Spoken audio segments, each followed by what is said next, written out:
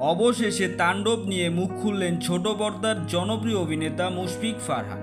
তাণ্ডব নিয়ে কি বললেন ফারহান সবটাই জানাচ্ছি। তার আগে আপনি যদি আমার চ্যানেলে নতুন হয়ে থাকেন তাহলে চ্যানেলটি সাবস্ক্রাইব করে পাশেই থাকুন, ধন্যবাদ। এবার ঈদুল আজহা উপলক্ষে বেশ কয়েকটি সিনেমা মুক্তি পেয়েছে প্রেক্ষাগৃহে। এর মধ্যে আলোচনায় রয়েছে 6টি সিনেমা। 6টি সিনেমার মধ্যে হচ্ছে শরীফুল রাজের ইনসাফ, আরেফিন শুভর নীলচক্র ও আদর আজাদের টগর। এই সিনেমাগুলোর মধ্যে সবচেয়ে আলোচিত সিনেমা হচ্ছে তাণ্ডব, যেটিতে কিনা অভিনয় করেছেন ঢালিউডের মেগাস্টার শাকিব খান। তার পাশাপাশি অভিনয় করছেন ঢালিউডের আরেক অভিনেত্রী জয়া আহসান ও ছোট পর্দার অভিনেত্রী সাবিলা নূর। সিনেমাটির পরিচালনায় রয়েছেন রায়হান রাফি। সিনেমাটি মুক্তির পর থেকে হইচই পড়ে গেছে সিনেমা হলগুলোতে।